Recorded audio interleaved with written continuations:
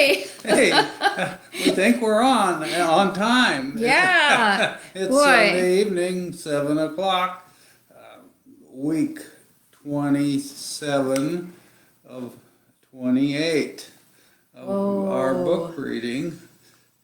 Our book, In Spite of Us, a love story about second chances.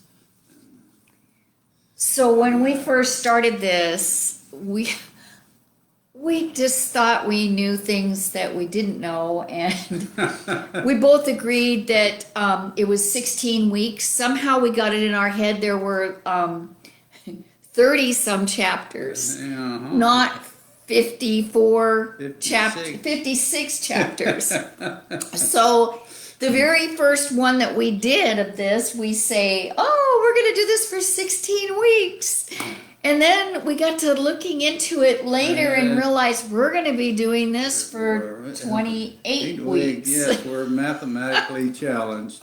So this is the second to the last time. Yeah. Next week, a day after his birthday, we will be doing the last one.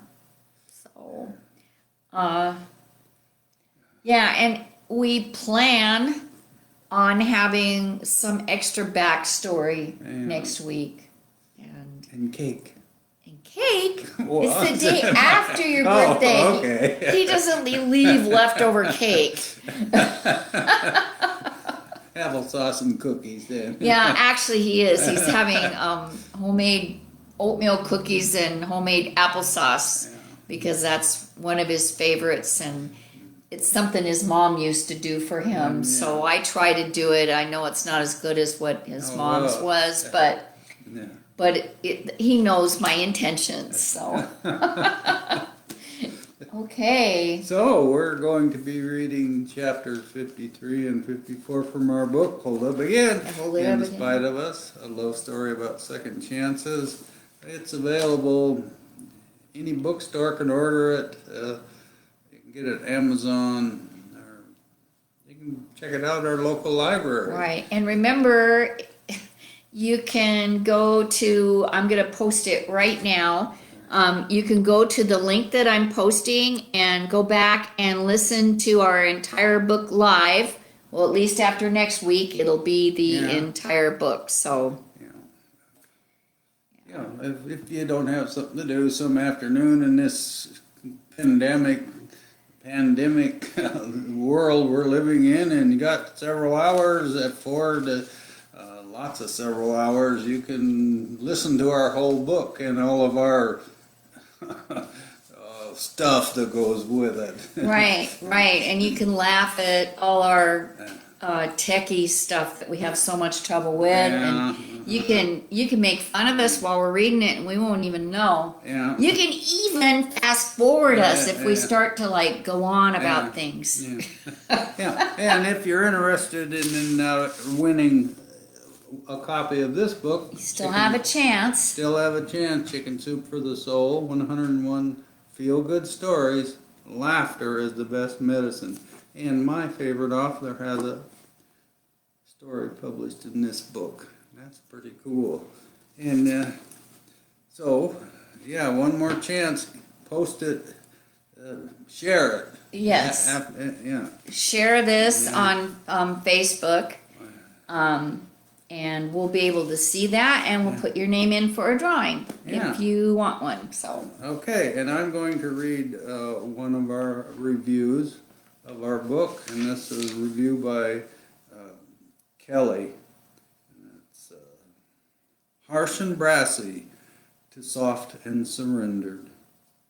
It was hard to put it down. Sometimes I'd laugh out loud or sigh in agreement.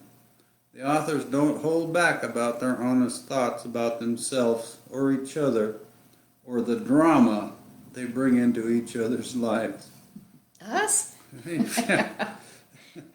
the beginning, you see two rough, troubled, addictive personalities collide and then soften and grow around each other. It's lovely to see them grow as God becomes more real to each of them. I recommend this book to anyone, but especially if you have a pattern of addiction in your life or have come out of such a home. Each story packs a punch and keeps you wanting more. A great read. Thank you for that nice review, Kelly.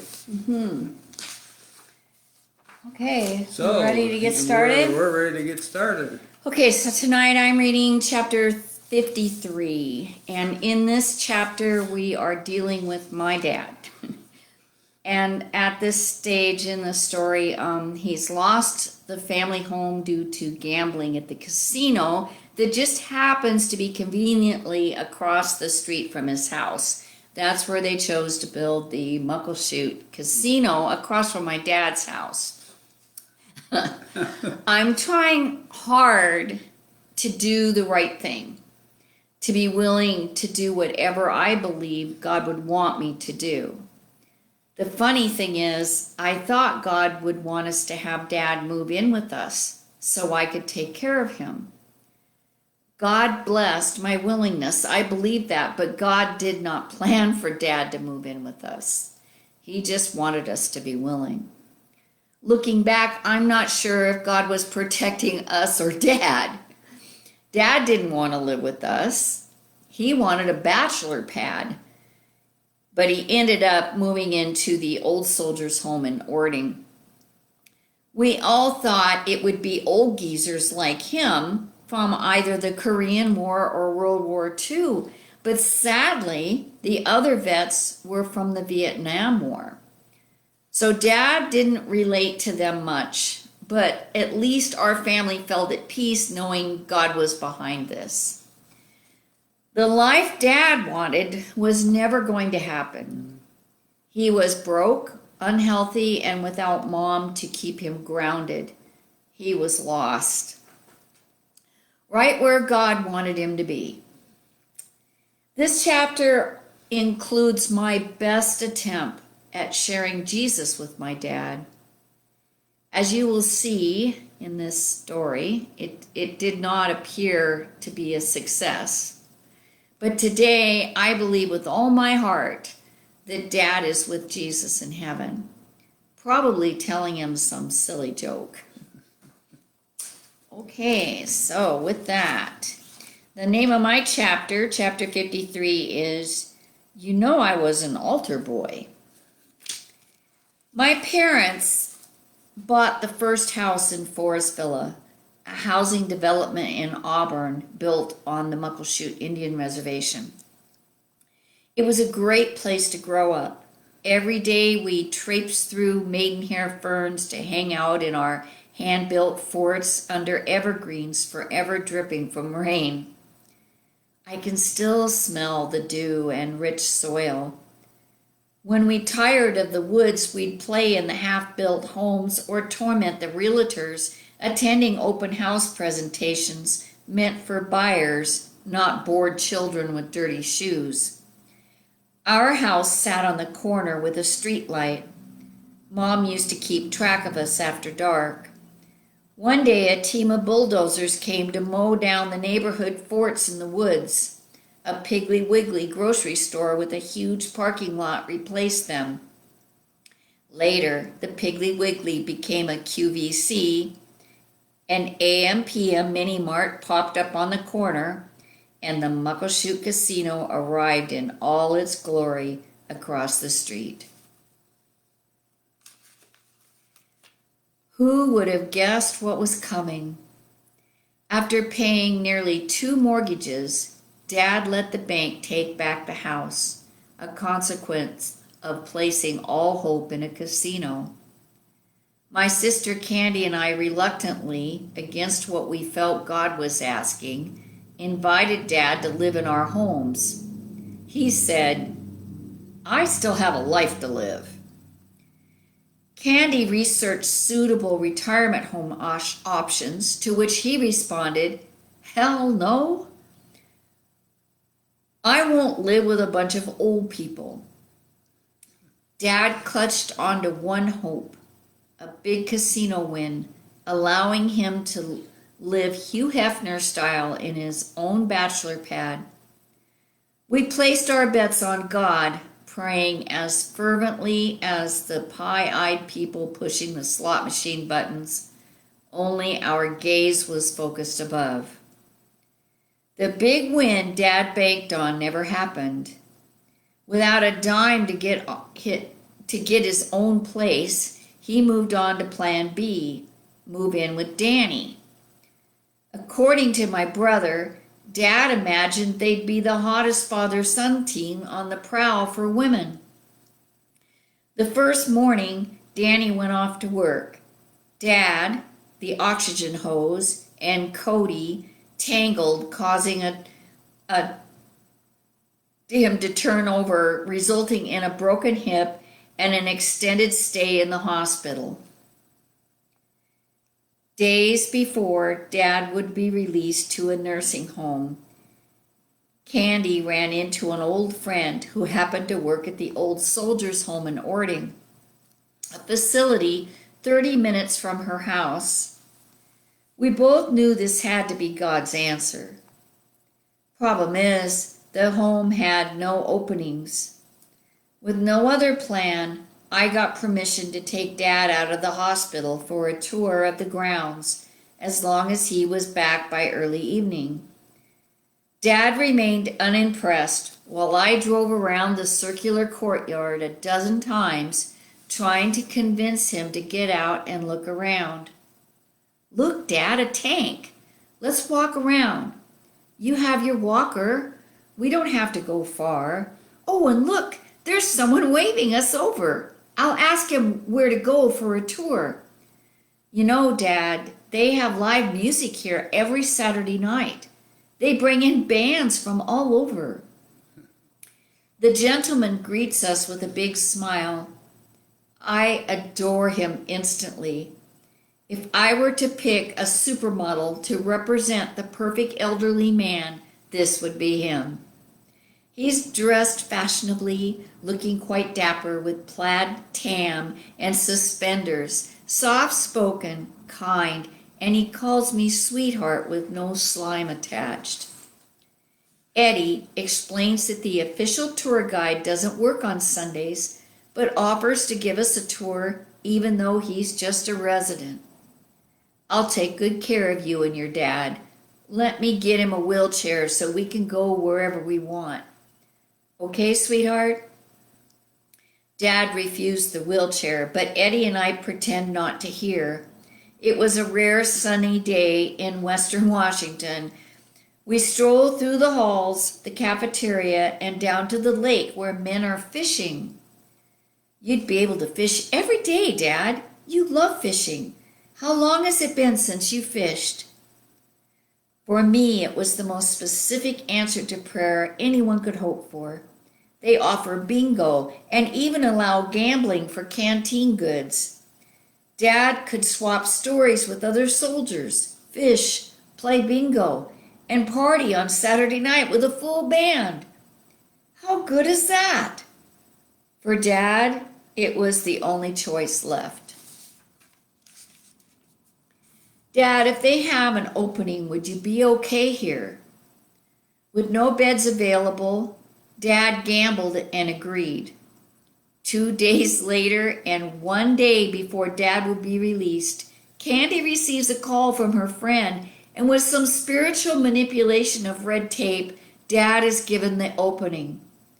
My first visit to see him, I ask about Eddie, learning he had passed away the day after our tour. It wasn't ideal. To our surprise, most of the vets were Vietnam era, not Korean War. They weren't interested in Dad's stories and vice versa. Dad's single mom friend could not afford the trip from Auburn to Orting unless Dad paid for a spendy cab. Cody could not live at the home but could visit as long as he behaved. Danny brought him for visits anyway. With those complaints, there were benefits too. Dad was granted a motorized scooter and he was allowed to come and go as he pleased. Occasionally, he'd take off on his scooter with a 2-hour oxygen supply. hang at the Firehouse Tavern and then have to make the ride back gasping for air. One morning, Haley and I sat waiting for him, wondering where he was. When he returned, winded, he explained, "I felt like having a Bloody Mary. That ride to the tavern can be a little risky. They need to fix the potholes. I nearly toppled over into traffic. Sorry I was late." "Dad!" "What?" "Never mind." Weariness closed my eyes and ears, leading me to give up. Hope opened them, leading me to let go. I found hope hiding in conversations that never happened before, a still, small voice whispering behind my dad's words. Maybe I could have done better with Danny. Oh, and you girls too. I tried. I know, Dad. And your mother. I shouldn't have. I hurt her the day I took her to the hospital. I lost my temper because I couldn't get her in the car. That's why she was angry with me. I don't know how long we sat in silence while I digested the words, explaining what happened the day Mom was admitted to the hospital. It was a truth feared, filed away in my mind under "please don't be real." The confession woke up the anger hiding deep in my heart. I prayed for one drop of mercy and grace to surface. Finally, I spoke. "You must have noticed how much I've changed, right? I'm at peace today. I have God's love to thank for that, and He loves you." Dad jumps in before I can finish. "Did I ever tell you about the time the Holy Rollers stayed at our house when I was a kid? They were whooping it up in our barn. Mom fed them and bedded them down." "Yes, Dad, I have heard that story. I guess what I want to ask is if you have ever thought about what Jesus did for you and me, for all of us. For God so loved the world, He sent His Son to earth. You know I was an altar boy." "I do know that, Dad. But do you know that Jesus died for our sins, and because of His sacrifice, our Heavenly Father wants to forgive us for our sins? Dad, have you ever..." I think I was 12 years old when I was an altar boy. "Did you learn about Jesus then?" "They have church here at the Soldiers' Home every Sunday. I went a couple of times." "Dad, that's great." "But I'm not going back. The music is awful. One old guy named Frank scratching out 3 lousy songs." "Oh, I'm sorry to hear that, Dad. I know Candy or Danny would love to take you to their church." "That's okay. I started having my own service. Last Sunday, I left Frank and the others and went back to my room. I cranked up my stereo cassette player with Hank Williams, Conway Twitty, and Dolly Parton. It wasn't 5 minutes before my room had a bigger congregation than Frank could ever pull in. We had our own church. You know what I mean, Debbie?" I didn't know what or understand. Whatever God and Dad had going, it was between them. I had worked up courage to share Christ, pray with my dad, and walk him through forgiveness. It may not have looked like I thought it should, but I knew in my heart God was working something in my dad. I know that my Bible studies and prayer have helped me to understand God's will, but as far as knowing how He's going to make something happen, I'm rarely right. Just when I'm ready to place a worn-out prayer on the line between giving up and letting go, He moves on it, like one seemingly ordinary Sunday morning. "Sweetie, wait up. I think I'll go with you today." "Go where?" "What do you mean? Aren't you and Evan going to church today?" "Well, yeah. You want to go?" "Yeah, let's go," he says, grabbing the keys. 2 years of prayers, Mine and a dozen women from church standing by my side, reminding me to quit whining and nagging at Sandy, teaching me to pray silently in faith. Then, when I least expect it, God answers the prayer. When I looked away from the pot, it bubbled to a full boil. I admit, at first, I tended the pot like a crazed chef. Progress, not perfection, right? I let go of the controls faster than ever before, returning to prayer. It's a good thing I turned to faith because Sandy's beginnings at church were not at all as I'd pictured. Isn't the music great? I asked midway through the first song. It's loud. And when Wayne's message was especially dynamic, I asked, what do you think? I can't really hear. I can't focus. After service, a fellow asked Sandy if he could pray with him. I would have chosen someone else, more of a man's man. Later, I asked how it went. Are you okay with the prayer you got? And he replied with tears in his eyes. Yeah, it was great. The months that followed were not easy for Sandy. He'd go every week, but once there, it was as if he was being poked and prodded by invisible sharp-toothed gremlins. Most Sundays, he'd pace or stand in the back during the message and worship. Are you okay, I'd ask? No, I don't want to be here. I'm not okay. I don't belong. I can't exactly say when the torment stopped, but it did. Wow.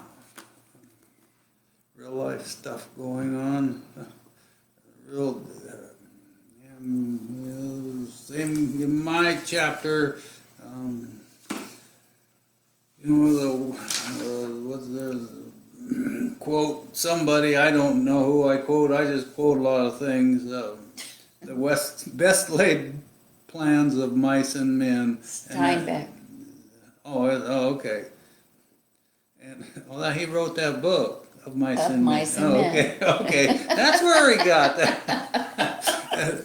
And when I met Deb, she was owning a home, and I was owning a home. Owning means we still owed money on them, and we kept both of those homes and bought two more. Well, because one was in the backyard of the one we wanted, the one we live in today. And we had 3 rentals, which was really nice having that income. And of course, we had people that we knew and living in all of them, and it was easy. So, best laid plans, I decided that would be our retirement, is owning rental properties. And I, on my own, not without help from prayer or God or Deb or anybody, I bought a piece of slump. It wasn't intended that way, but that's what it seemed. So there's just a little bit about that in here, and then we talk about a very dear friend, one of the renters that after long-term sobriety started using and drinking again, and just showing us how cunning and baffling and powerful alcoholism and drug addiction can be, and how it hurts that person and those around them. Mm-hmm. You got to replace it with something, and God is the answer. And then a lot of this chapter deals with my dad's death. Deb and I were just talking during our prayers last night. I said Jesus was the son of a carpenter, and I was the son of a carpenter, one of the best around this central Washington, and the best. Jesus is our Father also, and that, losing my dad was a big deal. Yeah. So I'm going to read chapter 54. What are you going to do differently? My pickup overflows with garbage, yet at least one more load remains scattered around the overstuffed dumpster. When did the fourplex become the neighborhood dump site? For all that, hauling trash twice a week is not as bad as my next chore. With 3 days left before May rent is due, I'm banging on doors, begging for April's rent. Pockets empty, I tie the tarp down over a beat-up sofa, a 3-legged chair, and 14 plastic bags reeking of juicy garbage and loaded Pampers. On the drive to the dump, I continue the ongoing head argument. I never win nor lose. The fourplex is a decent investment, but I didn't sign up to be the grand poobah of trash or the classic bad guy, Snidely Whiplash. At home, before I can shower and take a breath, Deb greets me at the door, upset. You just missed some guy. He asked for you. He said Ray is loaded. He's lying, playing the AA hero, stirring up drama. He talked about him like he's a threat. Who was it? I asked. I'm sorry, I don't know. If he said his name, I was, rattled. He wore a baseball cap, probably my age, not tall, but taller than me. I told him he was mistaken and that he shouldn't be blabbing rumors without all the facts. I agree with Deb. Ray wouldn't toss 14 years of sobriety out the door. He's going through some marriage stuff. That's why he moved into our little house. But he's not the type who only stays sober on sunny days. No way. After calming Deb down with assurances of Ray's well-being, I pry for more details about the messenger. I learned the guy was wearing a green shirt, not grass green, but olive. And he drove a silver generic car. Tip, don't bother calling Deb to testify if you ever need an eyewitness. The next day I'm mowing the lawn, a challenge with Gabe. He stands in the way looking at me like, "That's noisy, what are you doing?" I have to stop, tell him to get out of the way, wait until he moves 2 feet, mow up to him, and repeat. Sick of the game, I yell at him just as a truck pulls into the alley. It's Ray's estranged wife, Kim, and David, a longtime sober friend of mine. Gabe barks twice, then approaches, on alert for food. "Hey, David, how's it going?" I asked as he rolled down the window. "Hi, Kim. Have you seen Ray?" "No, not for a while." "He's loaded. We're looking for him." I listened to Dave and Kim sharing sightings and stories of Ray's supposed adventures. It's not that I think they're making stuff up, but certainly they must be victims of rampant rumors. Ray hasn't been around much lately, but that doesn't mean he's avoiding me because he's loaded. 2 more days passed with no sign of Ray. At AA meetings around town, whispers of Ray's crack use and pawn shop activity run amok. We keep watch for him, anticipating his return and rumor-killing explanation. Finally, while in the garage tinkering with a broken Victrola, I hear Ray's 1967 popsicle orange Chevy stepside pickup pull up next to the rental. Rag in hand, wiping WD-40 from my hands, I race out to catch him. "Hooray!" my pet name for him. "Hey, can I talk to you a sec?"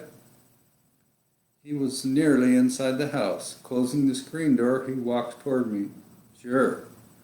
You need to show your face in a meeting. People are passing rumors that you've run off and got loaded. Even David and Kim believe it. They stopped by to warn us. Following a clumsy silence, he looks me in the eye, responding as if he had rehearsed for this moment. They're right. I did get loaded. It's true? Yeah, but I'm done now. On cue, Gabe lightens the mood, sniffing and frisking Ray for a T-bone. He's enamored with his buddy Ray, who frequently tosses him steak scraps from the porch. I give them a moment of ear scratching and tail wagging before moving on. Are you sure you're done? Yeah, I'm done. What are you gonna do differently? Indignant, he responds. Not use. Well, you were going to meetings, in service, reading the book, and what's going to be different? He walks away, mumbling. The next morning, he steps into the garage quietly, watching me clean the workbench. Not knowing what to say, I wait for him to speak. Hey, friend, I need help. That's what I needed to hear. We admitted we were powerless over alcohol, that our lives had become unmanageable. The first step. The one that opens the door to hope. Together we traveled back 14 years, opening the big book as if for the first time, attending daily meetings and a few more for good measure. Within a couple of weeks, Ray is back, busy painting houses and mowing lawns. All is well. The days stack up. I have the honor of presenting his 30-day sober coin. Shortly after the 1-month celebration, Ray went back out with a vengeance, disappearing for days, surfacing to crash, shower, and go back out. Tales of his whereabouts and doings swelled tsunami style. What we witnessed with our own eyes from our kitchen window broke Deb's heart. He's so skinny. He doesn't even seem like the same person. Where's the boisterous, big-hearted guy blasting good morning? He's so dark and sullen. He hides under that hoodie, diverting eyes and soul. And when she couldn't see him from the window, fear took over. Oh, dear God. Sandy, do you think he's okay over there? What if he's OD'd? Will you please go check on him? The routine becomes bang on the door, call out his name, and repeat until he rouses from a grave sleep, grumbling expletives. Then report to Deb, he's okay. On occasion, he let me in the house, slouching in a chair, moaning when asked my single focus question. What are you going to do different? His possessions disappear one by one, gobbled up Pac-Man style. 3 vehicles became 2, the last standing being his labor of love, Chevy truck. One day he handed me the title to keep it safe from himself. With little to pack, he moved out of our rental, and soon thereafter the drugs outshined the beautiful orange truck. Standing in the kitchen, at the kitchen sink, staring at the empty rental is not much different than before. Ray may be out of our view, but not our minds or hearts. Sandy, I don't understand. Do you think he's trying to kill himself? He's going to die. I know. I don't get it either. It makes no sense. He loves his little girl more than anything, but he's going to die if he keeps this up. We can't just let him kill himself. What can we do? Just keep praying. Over time, our prayers dwindled from ones with lots of details, keep him safe, sending him an army of believers, open his ears, soften his heart, heal his addiction, send him to jail, and so on. On to one simple plea. Please, Father, drench Ray with your grace. Help him to know your love for him. People all over town and across the state pray for Ray, the great guy who gives freely to others. In our own circle, his name is lifted in prayer at church, home groups, and in private. News of his whereabouts and exploits resemble those of abominable snowman sighting, frequent, far out, and false. When we heard he was living in a campground in the canyon, we took a drive, searching every campsite for signs of him. We want to tell him we care, that we love him.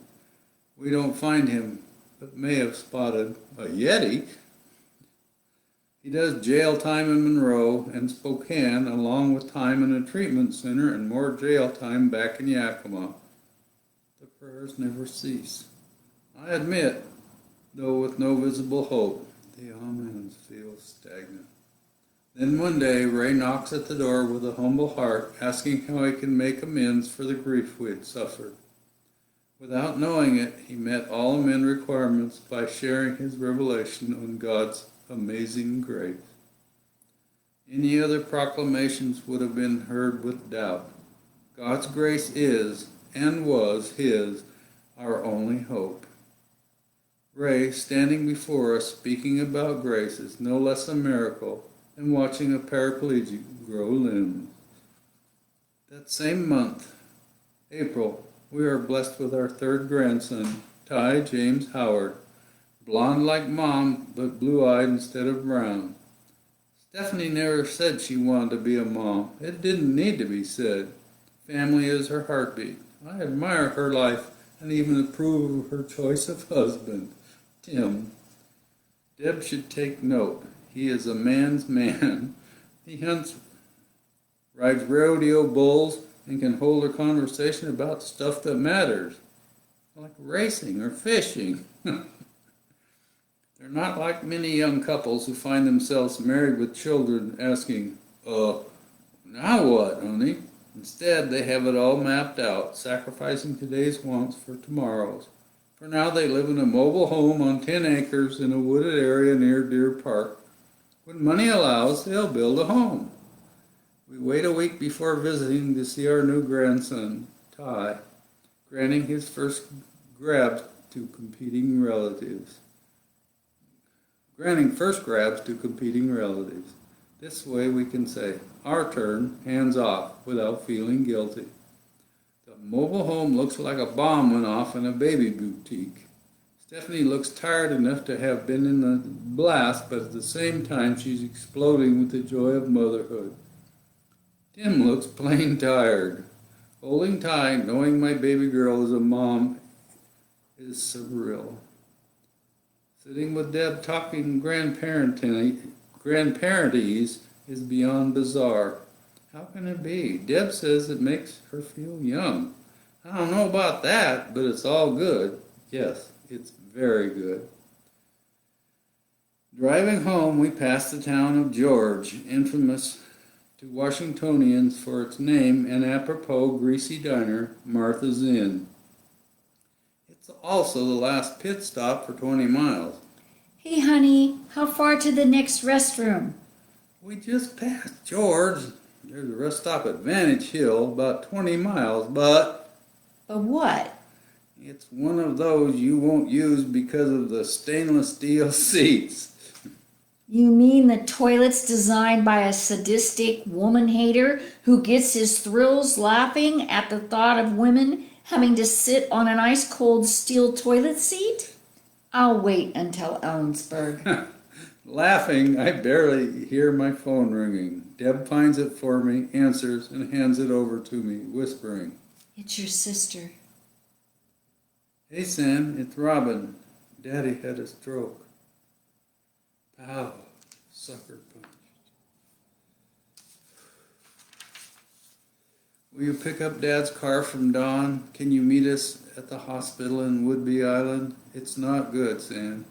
It looks really bad.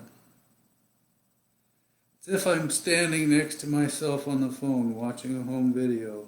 I hear the words. I know they are real, but I reject them. It's not really bad. It's just another mini stroke. Slightly more serious than the last one. He's going to be okay. Robin's upset, and rightfully so.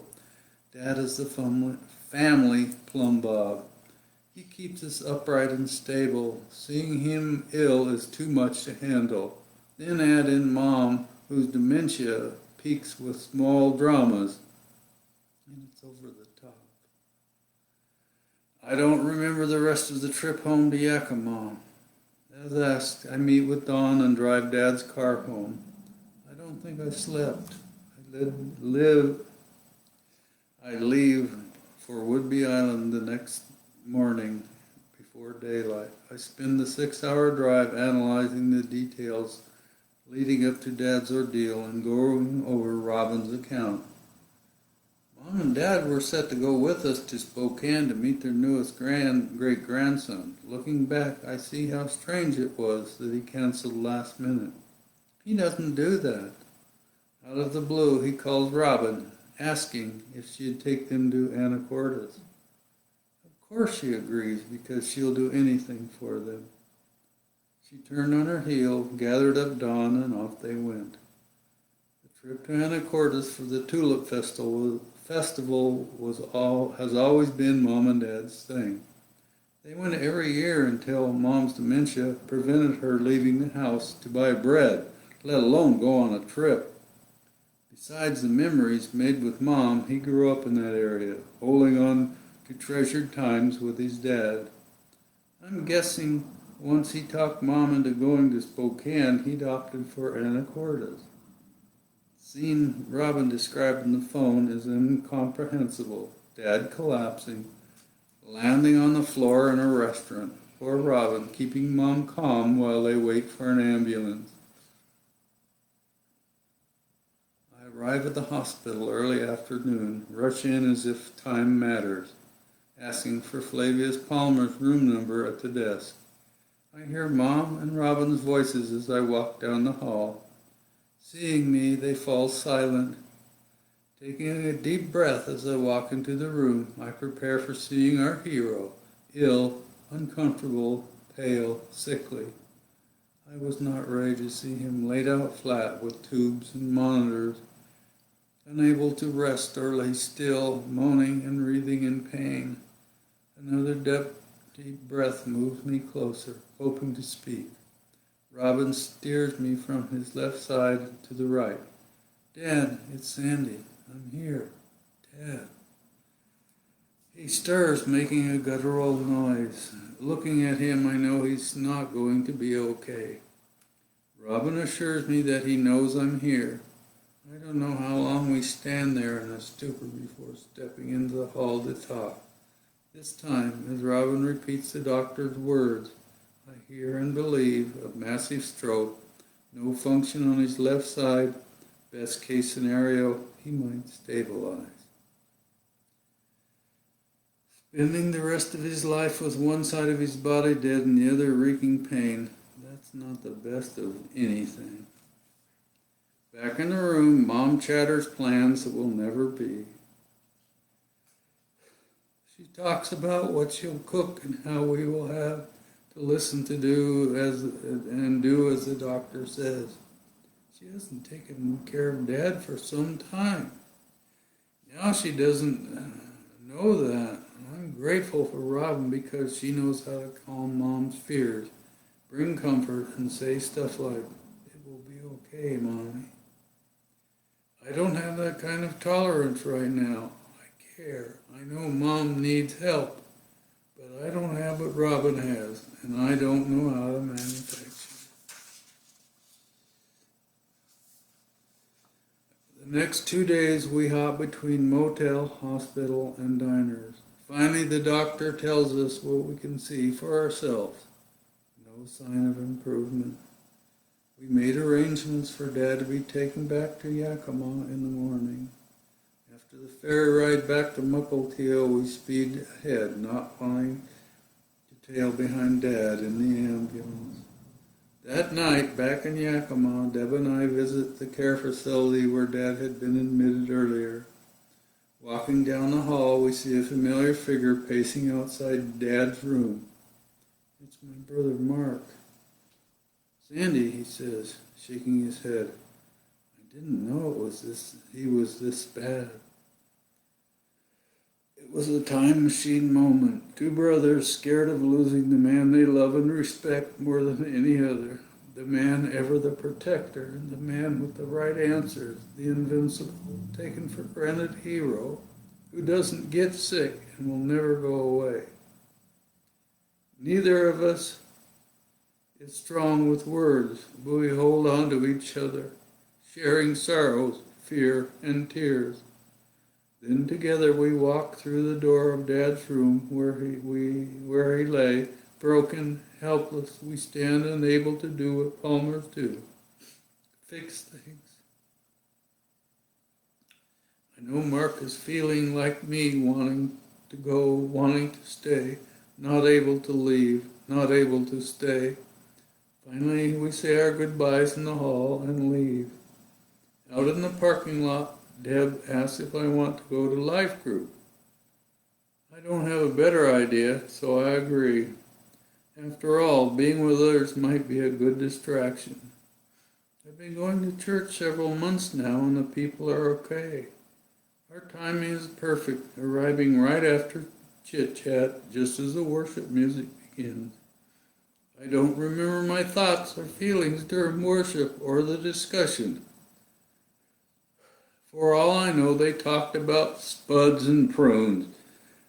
At the end, they asked if anyone needs prayer. I'd certainly never asked for prayer, but I figure if there's ever a time, this is it. My daddy is dying, I said. Surprised, hearing the words come out in a childlike voice and manner.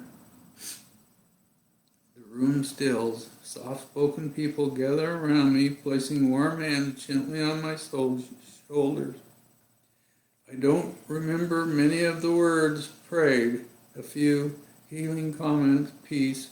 I do remember feeling God's presence, and with the Amen, I feel hope. Well, the next morning, while getting ready for work in Aunt Cheese, the phone rings. Dad is gone. So much for prayer.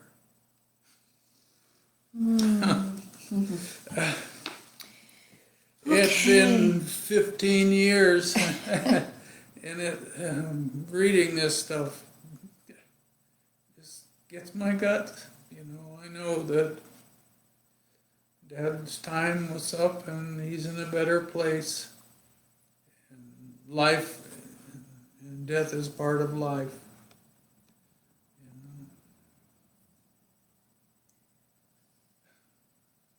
Yeah, miracles happen.